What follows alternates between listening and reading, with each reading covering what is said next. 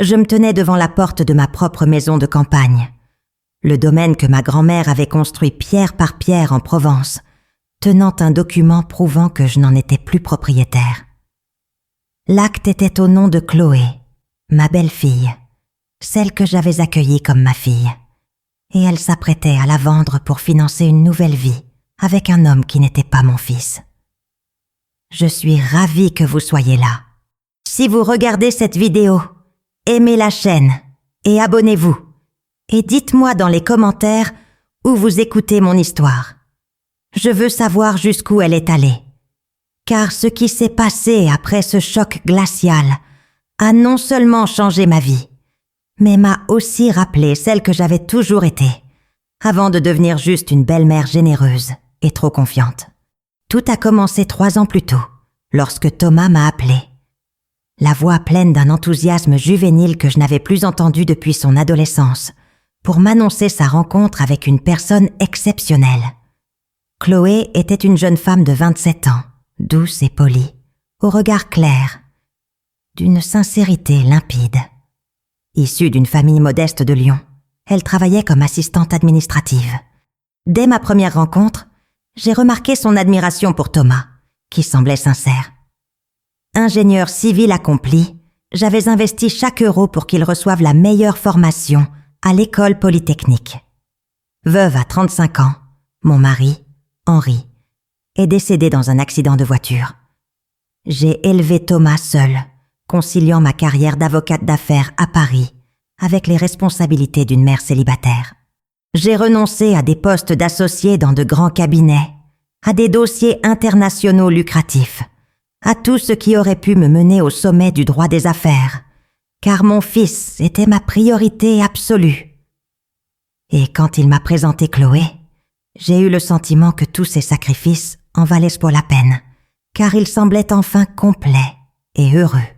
Le mariage fut simple mais élégant, célébré dans les jardins de ma maison de campagne en Provence, le domaine que ma grand-mère maternelle avait fait construire dans les années 1950, où j'ai passé tous les étés de mon enfance à courir à travers les champs de lavande et à apprendre à faire de la confiture d'abricots avec les fruits du verger. C'était plus qu'une maison, c'était l'incarnation de 4 générations de femmes fortes dans ma famille. Et lorsque Chloé a rejoint la famille, je voulais qu'elle se sente, elle aussi, partie prenante de cet héritage. Dans les mois qui ont suivi le mariage, elle a commencé à me rendre visite fréquemment, toujours avec cette délicatesse et cette attention, m'apportant des fleurs, s'enquérant de ma santé, écoutant mes histoires du passé avec une attention qui me valorisait. Thomas travaillait dur, voyageant souvent pour superviser des chantiers dans d'autres villes, et Chloé, la pauvre, était seule à Paris. Je l'ai invitée à passer des week-ends en Provence avec moi, et c'est lors de ces visites que notre relation s'est approfondie, passant d'une simple formalité à ce que je croyais sincèrement être un véritable lien maternel. C'est lors d'un de ces week-ends, il y a environ 1 an et demi, que Chloé a soulevé une inquiétude qui semblait légitime et empreinte d'une réelle inquiétude pour l'avenir de la famille. Nous prenions du thé sur le balcon, admirant le coucher de soleil teinter les champs de lavande d'or et de violet, lorsqu'elle a mentionné, presque nonchalamment, avoir lu quelque chose d'inquiétant sur les droits de succession en France. Elle m'a dit qu'une amie avait perdu ses parents sans avoir planifié correctement, et que la famille avait perdu ses biens ancestraux pour payer les impôts. Elle m'a regardé avec ce regard visiblement inquiet et m'a suggéré d'envisager de transférer la propriété au nom de Thomas, voire au sien, afin de protéger le patrimoine familial de futures complications fiscales. L'idée ne me semblait pas absurde à l'époque, car j'avais 72 ans, j'étais en bonne santé, mais pas immortelle. Et la dernière chose que je souhaitais était que mon fils soit confronté à une bureaucratie pénible et à des impôts confiscatoires après mon départ. Chloé a proposé de faire les recherches, de consulter un avocat fiscaliste de son entourage et de s'occuper de toutes les formalités administratives. Elle était serviable, attentionnée, une belle fille parfaite qui veillait aux intérêts de la famille. Au cours des semaines suivantes, Chloé a tout géré avec une efficacité qui m'a positivement impressionnée à l'époque. Elle a pris rendez-vous chez un notaire à Avignon, préparé tous les documents nécessaires et même constitué un dossier impeccable avec des copies de tous les documents pour mes archives. Moi qui avais passé des décennies à examiner des contrats d'entreprise complexes, à négocier des fusions de plusieurs millions de dollars et à identifier des clauses problématiques que des avocats juniors avaient omises, je lui ai tout simplement fait confiance. C'est ce qui me fait encore honte quand je pense à elle, non pas pour la confiance en elle-même, mais pour avoir laissé mon jugement professionnel être complètement éclipsé par mon désir de croire que j'avais gagné une fille. J'ai signé l'acte de transfert de propriété au nom de Chloé par un après-midi ensoleillé d'avril chez le notaire. Elle me tenant la main et me disant que ce n'était qu'une formalité pour protéger ce que j'avais construit, que la maison serait toujours la mienne, en esprit et en pratique. Le notaire, un homme âgé et digne de confiance que Chloé avait choisi, m'a expliqué les termes de base et j'ai signé là où on me l'avait demandé, croyant que je protégeais l'avenir de mon fils. Les mois qui ont suivi ont été calmes, en apparence, mais j'ai commencé à remarquer de légers changements dans le comportement de Chloé que j'attribuais au stress ou à la fatigue de l'époque. Elle venait moins souvent, toujours sous prétexte de travail ou d'engagements sociaux pressants. Lorsqu'elle venait, elle semblait distraite, consultant fréquemment son téléphone avec une urgence inédite. Thomas, lui aussi, semblait différent lors de nos rares échanges. Il y avait une tristesse dans sa voix, qu'il essayait de masquer sous un enthousiasme forcé pour ses projets professionnels.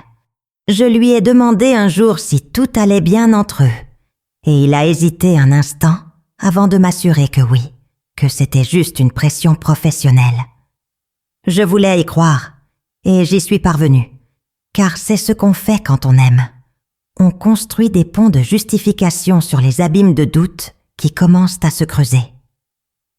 La vérité m'est apparue de manière totalement inattendue, par une froide matinée d'octobre. J'étais allée à Paris régler des affaires bancaires, et j'avais décidé de faire une surprise au couple en leur apportant la tarte aux pommes et à la cannelle que Thomas adorait depuis son enfance. Je suis arrivée à leur appartement vers 10h du matin, munie de la clé que Chloé avait insisté pour que je la garde en cas d'urgence, m'attendant à les trouver au travail. La porte s'est ouverte silencieusement, et c'est alors que j'ai entendu sa voix venant du bureau. Une voix que je n'ai pas reconnue immédiatement, car son ton était complètement différent de celui, doux et respectueux, qu'elle utilisait toujours avec moi. Elle était au téléphone, et les mots que j'ai entendus m'ont figé dans le couloir. Elle parlait de la propriété en Provence, de la rapidité de la vente, de l'empressement de l'acheteur, un investisseur immobilier marseillais, à conclure l'affaire avant la fin de l'année. Mon cœur s'est mis à battre si fort que j'ai cru qu'elle l'entendait à travers le mur. Mais c'est ce qui est arrivé ensuite qui a transformé mon choc en quelque chose de bien plus profond et douloureux. Elle a ri d'un rire léger et complice et a dit à mon interlocuteur qu'une fois l'argent de la vente sur son compte, il pourrait enfin commencer la vie qu'ils avaient planifiée ensemble. Elle a évoqué un appartement à Nice qu'ils envisageaient, a parlé de la libération que ce serait de quitter Paris et toutes ses obligations étouffantes. Elle n'a pas mentionné Thomas une seule fois. Elle n'a pas parlé de sa famille. Elle n'a rien mentionné d'autre que ses propres projets égoïstes. Je suis restée là, cachée comme un intrus dans la maison de mon fils, tenant cette tarte ridicule, sentant mon monde soigneusement construit s'écrouler brique par brique. Lorsque j'ai enfin entendu la porte du bureau s'ouvrir, j'ai réussi à bouger, me glissant silencieusement hors de l'appartement avant qu'elle ne me voie, prenant l'escalier au lieu de l'ascenseur, ma respiration se raréfiant par à-coups douloureux, tandis que je me rendais compte de l'ampleur de la trahison. J'ai passé les 3 jours suivants dans un état oscillant entre une incrédulité paralysante et une lucidité mentale aiguë que je n'avais pas éprouvé depuis mes années au tribunal d'affaires. Je n'ai pas appelé Thomas immédiatement, même si chaque fibre de mon être maternel voulait le protéger de la douleur que je savais venir. Mais j'avais besoin de preuves concrètes, pas seulement de bribes d'une conversation téléphonique que j'avais surprise comme une espionne amateur. Je devais comprendre toute l'ampleur de la trahison avant d'agir, car une accusation sans fondement solide serait non seulement vaine, mais pourrait me faire passer pour une belle-mère paranoïaque et pleine de ressentiment, cherchant à détruire le mariage de son propre fils. J'ai donc fait ce que je faisais toujours, face à des adversaires au tribunal. J'ai fait des recherches, enquêté et monté mon dossier méticuleusement, pièce par pièce. J'ai commencé par revenir à cet acte que j'avais signé avec tant d'assurance 6 mois plus tôt. Je me suis enfermée dans mon bureau parisien, celui-là même où j'avais examiné des milliers de contrats pendant des décennies, et j'ai lu chaque mot de ce document avec le regard d'un avocat que je n'aurais jamais dû détourner. Et c'est alors, à la page 3, clause 7, paragraphe 2, que j'ai découvert quelque chose qui a fait battre mon cœur d'une toute autre manière. Il y avait une clause de réversion automatique, rédigée dans un jargon juridique dense que la plupart des gens ignoreraient, sans bien comprendre. Cette clause stipulait que toute tentative de vente ou de transfert du bien, sans le consentement exprès et notarié du cédant initial, c'est-à-dire moi-même, dans les 5 ans suivant le transfert initial, entraînerait la réversion immédiate et automatique du bien au nom du cédant. C'était une protection standard lors des transferts familiaux, que les avocats compétents incluaient toujours, mais que Chloé, dans son avidité hâtive et son manque de réelle connaissance juridique, n'avait manifestement pas saisi ou avait tout simplement ignoré, persuadée que je ne remettrais jamais en question ses actes. La découverte de cette clause a tout changé. Il ne s'agissait pas seulement de confronter Chloé ou d'alerter Thomas de la trahison. Il s'agissait de démanteler son plan de manière à ce qu'elle ne se retrouve sans issue, sans excuse, sans moyen de manipuler le récit en sa faveur. Mais j'avais encore besoin de plus d'informations sur l'acheteur et l'amant mystérieux qu'elle avait mentionné au téléphone. C'est alors que j'ai appelé Julien Marchand, mon ancien associé au cabinet où j'avais travaillé pendant 20 ans, avant de prendre ma retraite pour me consacrer à l'éducation de Thomas. Julien était toujours en activité, désormais associé principal dans l'un des cabinets les plus réputés de Paris. Et lorsque j'ai exposé ma situation, j'ai perçu dans sa voix ce mélange d'indignation professionnelle et de loyauté personnelle qui m'a rappelé pourquoi nous avions été des partenaires si efficaces. Il a immédiatement proposé d'utiliser ses contacts et ses ressources pour enquêter discrètement. En moins d'1 semaine, Julien me remit un dossier à la fois éclairant et écœurant. L'acheteur était bien réel. Un promoteur immobilier marseillais du nom de Bernard Tessier, spécialisé dans la transformation de propriétés historiques en complexes hôteliers de luxe. Il avait fait une offre de 1,2 million d'euros, une somme conséquente qui expliquait l'enthousiasme de Chloé. Mais c'est le second volet de l'enquête qui me frappa de plein fouet. L'amant était un certain Marc Fontaine, professeur de tennis au club de sport où Chloé prenait soi-disant des cours 2 fois par semaine. Julien avait obtenu des photos d'eux, ensemble dans des cafés romantiques de quartiers discrets de Paris, allant et venant d'un petit appartement que Marc louait à Montmartre. Et, plus accablant encore, des factures d'une bijouterie de luxe où Chloé avait acheté une montre Cartier pour homme 2 semaines plus tôt, payée avec une carte de crédit à son nom. L'enquête révéla également que Chloé avait ouvert un compte bancaire séparé 4 mois plus tôt, un compte dont Thomas ignorait visiblement l'existence, et qu'elle accumulait systématiquement de l'argent. Assis dans ce bureau, entouré des preuves irréfutables de la trahison élaborée et préméditée de Chloé, j'ai ressenti quelque chose que je n'avais pas ressenti depuis longtemps. Ce n'était pas seulement de la colère, même si elle était bien présente, brûlant dans mes veines, comme de l'acide. C'était une clarté absolue, le sentiment d'un stratège qui voit chaque pièce sur l'échiquier et sait exactement comment les déplacer pour obtenir l'inévitable échec et mat. Le plan que j'avais commencé à élaborer ne relevait pas de la vengeance impulsive, ni des confrontations dramatiques ponctuées d'accusations hurlées. Il s'agissait d'une justice poétique, de laisser Chloé se pendre avec la corde qu'elle avait si soigneusement tissée. Je savais exactement ce que je devais faire, et chaque étape serait exécutée avec la précision chirurgicale que j'avais acquise au fil de décennies passées à affronter les tribunaux d'affaires les plus impitoyables de France. D'abord, je devais m'assurer que Thomas apprenne la vérité d'une manière que Chloé ne puisse ni manipuler ni déformer. Elle était passée maître dans l'art des larmes convaincantes et des excuses élaborées. J'avais vu comment elle pouvait retourner n'importe quelle situation à son avantage avec son regard innocent et sa voix brisée par une vulnérabilité feinte. J'ai donc appelé mon fils et lui ai demandé de venir me voir seul, prétextant que nous devions parler de questions familiales importantes. J'ai perçu une hésitation dans sa voix, mais il a accepté de venir le lendemain. Quand Thomas est arrivé à mon appartement parisien, j'ai immédiatement remarqué à quel point il avait changé ces derniers mois. Une profonde fatigue se lisait dans son regard, une posture voûtée contrastant avec l'homme sûr de lui et accompli que j'avais élevé. Nous nous sommes assis dans le salon, et avant qu'il puisse poser la moindre question sur ma santé ou la raison de cette convocation urgente, j'ai posé le dossier de Julien sur la table basse entre nous. J'ai observé son visage lorsqu'il a ouvert le dossier. J'ai vu la confusion initiale se transformer en choc, puis en une douleur si profonde qu'il m'a fallu toute ma force pour ne pas le prendre immédiatement dans mes bras et lui promettre que tout irait bien.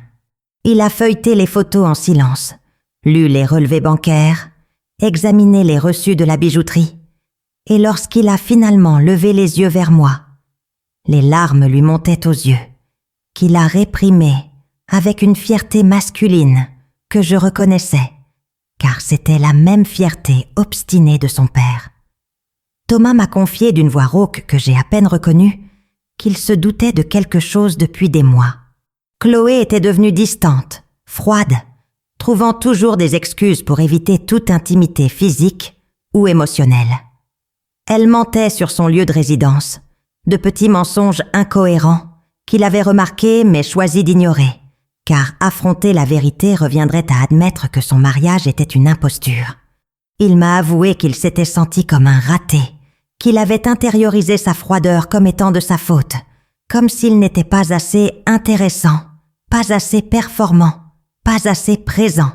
J'ai écouté mon fils, cet homme brillant et gentil que j'avais élevé pour être fort mais aussi compatissant, se reprocher la trahison d'un manipulateur, et j'ai senti ma détermination se solidifier en une force inébranlable.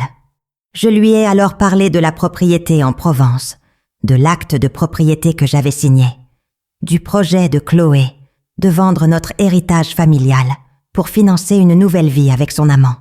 J'ai vu la douleur dans le regard de Thomas se transformer en quelque chose de plus dur, plus intense. C'est à ce moment-là que je lui ai proposé mon plan, et pour la première fois depuis des mois, j'ai vu dans son regard la lueur du fils déterminé que je connaissais. Julien avait découvert que la vente de la propriété devait avoir lieu dans 2 semaines, lors d'une cérémonie officielle au bureau de Bernard Tessier, à Marseille. Chloé avait tout organisé pour un samedi matin, prévoyant probablement que Thomas serait en déplacement professionnel et que moi, la belle-mère désemparée, je serais quelque part à boire du thé et à nourrir des pigeons, sans savoir ce qui se tramait. Ce qu'elle ignorait, c'est que j'avais contacté Bernard Tessier, par l'intermédiaire de Julien, lui révélant l'existence de la clause de réversion et mon intention de l'exercer. Bernard, en homme d'affaires avisé qui ne voulait pas être impliqué dans une fraude immobilière, accepta de participer à la cérémonie de vente comme prévu, mais avec une toute autre vision de ce qui allait se passer ce jour-là. J'ai passé les 2 semaines suivantes à préparer chaque détail avec la minutie de quelqu'un qui se prépare à un procès crucial. Julien a rédigé toute la documentation juridique nécessaire, y compris la mise en demeure de réversion de propriété et la demande d'annulation du transfert pour fraude et dissimulation d'informations importantes. J'ai contacté le notaire initial qui avait supervisé le transfert et, après avoir examiné le dossier avec un regard neuf, il a été horrifié de constater à quel point il avait été manipulé par Chloé. Il a accepté de fournir une déposition détaillée concernant les circonstances suspectes du transfert initial. Le samedi de la prétendue vente s'est levé radieux et ensoleillé à Marseille. Un de ces matins méditerranéens parfaits qui semblaient ironiquement mal adaptés à ce qui allait se dérouler. Julien et moi sommes arrivés au bureau de Bernard Tessier 30 minutes avant l'heure prévue, accompagnés de Thomas, qui avait informé Chloé la veille qu'il devait annuler son déplacement professionnel en raison d'une urgence avec un client local. Visiblement inquiète, elle a réussi à la dissimuler en affirmant qu'elle passait le week-end chez une amie à Cannes. Un mensonge flagrant qu'aucun de nous n'a contesté. Bernard nous a accueillis dans sa salle de réunion privée, un espace élégant avec vue sur le Vieux-Port, et nous avons rapidement examiné les derniers détails du plan. Il semblait sincèrement indigné par cette tentative de fraude, affirmant qu'en 30 ans d'activité immobilière, il n'avait jamais vu une manipulation aussi calculée et cruelle de la fiducie familiale. Chloé est arrivée pile à l'heure, à 10 heures, vêtue d'un tailleur hors de prix que je ne connaissais pas et qui avait certainement été acheté avec de l'argent détourné. Elle est entrée dans la salle de conférence avec ce sourire confiant de quelqu'un qui croit avoir gagné, a salué Bernard avec une familiarité éprouvée, puis son visage a pâli en me voyant assis à la table de conférence. Julien à mes côtés dans son impeccable costume d'avocat senior, et Thomas adossé au mur derrière nous, les bras croisés, et une expression de dégoût contenue qu'elle n'avait jamais vue auparavant. J'ai vu la panique traverser son regard tandis qu'elle essayait d'assimiler la scène, son esprit cherchant visiblement une explication, une excuse, une issue au piège dans lequel elle avait enfin compris qu'elle était tombée. Elle commença à bafouiller quelque chose à propos d'une surprise inattendue, comme si c'était merveilleux que toute la famille puisse être présente pour cet événement mémorable. Mais sa voix tremblait d'une manière qui trahissait sa terreur grandissante. Bernard, suivant le scénario convenu, la pria calmement de s'asseoir et l'invita à examiner les documents de vente définitifs avant de commencer.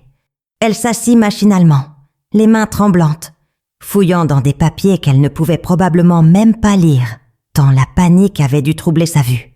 C'est alors que Julien ouvrit sa serviette en cuir et déposa sur la table devant Chloé une copie de l'acte authentique avec la clause de réversion soigneusement surlignée en jaune fluo, suivie des photos d'elle avec Marc Fontaine, des relevés du compte bancaire secret, des reçus de la bijouterie, et enfin, de la transcription de la conversation téléphonique qu'elle avait eue le jour de mon arrivée inopinée à l'appartement. Une conversation d'or, dont elle ignorait l'existence et qui avait été captée par le système de sécurité de son propre immeuble. J'ai regardé Chloé s'effondrer sous mes yeux, non pas avec une joie sadique, mais avec la satisfaction sereine d'un stratège voyant un plan parfaitement exécuté atteindre son but inévitable. Elle a tenté de pleurer, ces larmes manipulatrices qui avaient toujours fonctionné par le passé, mais cette fois, elles se sont effondrées dans un silence glacial qui montrait clairement que personne dans la pièce n'éprouvait la moindre sympathie pour ces jeux de théâtre. Elle a essayé de s'expliquer, marmonnant des excuses incohérentes sur mon incompréhension, sur le fait que son mariage avec Thomas était mort depuis longtemps, sur le fait qu'elle méritait d'être heureuse, mais chaque mot ne faisait que creuser davantage sa tombe. Thomas a finalement bougé, marchant lentement pour se tenir près d'elle. Et d'une voix si froide et si maîtrisée qu'elle m'a même surpris, il lui a dit qu'il voulait divorcer immédiatement et qu'elle avait exactement 1 semaine pour quitter leur appartement, n'emportant que ses vêtements et ses effets personnels. Julien expliqua alors, avec son ton professionnel et implacable d'avocat chevronné, que la tentative de vente frauduleuse du bien, combinée à la dissimulation de biens et de revenus dans le cadre d'un mariage sous le régime de la communauté partielle des biens, constituait non seulement un motif solide de divorce contesté, de sa seule faute, mais pouvait également entraîner des poursuites pénales pour fraude, si elle choisissait d'entraver une quelconque partie de la procédure. Il mentionna que nous disposions de preuves plus que suffisantes pour garantir qu'elle ne recevrait absolument rien lors du partage des biens, et que toute tentative de contestation serait non seulement vaine, mais entraînerait également une exposition publique humiliante de ses actes. Bernard ajouta, presque en note de bas de page, que la transaction de vente était manifestement annulée et qu'il avait déjà informé ses partenaires de la tentative de fraude, veillant à ce que le nom de Chloé soit diffusé dans les milieux immobiliers, afin de prévenir de futures tentatives d'escroquerie similaires. Chloé a quitté ce bureau complètement détruite, non seulement financièrement, mais aussi avec sa réputation en miettes et ses rêves d'une nouvelle vie luxueuse à Nice, réduit en cendres. Dans les mois qui ont suivi, une justice poétique s'est imposée d'une manière que je n'aurais pas pu mieux prévoir. Marc Fontaine, son amant professeur de tennis, a disparu de sa vie dès qu'il a compris que la vente de la propriété ne rapporterait rien, prouvant que son intérêt était aussi égoïste que le sien. Le divorce a été prononcé en un temps record, Chloé renonçant à toute revendication de biens communs en échange d'une évasion de poursuites pénales. La propriété en Provence a été officiellement rendue à mon nom, et par un revirement de situation qui m'a apporté une joie sincère, Thomas a demandé à prendre en charge la restauration de la maison, affirmant que travailler de ses mains à quelque chose de significatif l'aiderait à surmonter la trahison et à reconstruire sa vie. Aujourd'hui, 2 ans après ce samedi mémorable à Marseille, mon fils est fiancé à une femme formidable, rencontrée lors de la restauration de la propriété, une architecte spécialisée dans la préservation du patrimoine historique qui partage sa passion pour la construction intègre et réfléchie. Cette maison provençale est plus belle que jamais, non seulement en tant que structure physique, mais aussi comme symbole de la résilience familiale et de l'importance de protéger ce qui compte vraiment. Personnellement, j'ai appris une leçon qui aurait dû être évidente pour quelqu'un de mon expérience. La générosité sans sagesse n'est que de la naïveté déguisée en vertu.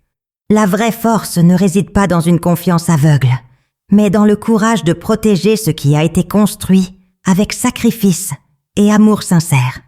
Et lorsque la trahison survient, inévitablement, comme c'est parfois le cas même dans les meilleures familles, la meilleure réponse n'est pas de s'effondrer ou de chercher une vengeance mesquine, mais d'utiliser toute l'intelligence et les ressources disponibles pour que la justice, vraie et poétique, triomphe. Car au final, les traîtres portent toujours les germes de leur propre destruction, et parfois, il suffit d'avoir la patience et la stratégie nécessaires pour laisser ces germes s'épanouir et engendrer les conséquences qu'ils ont eux-mêmes semées.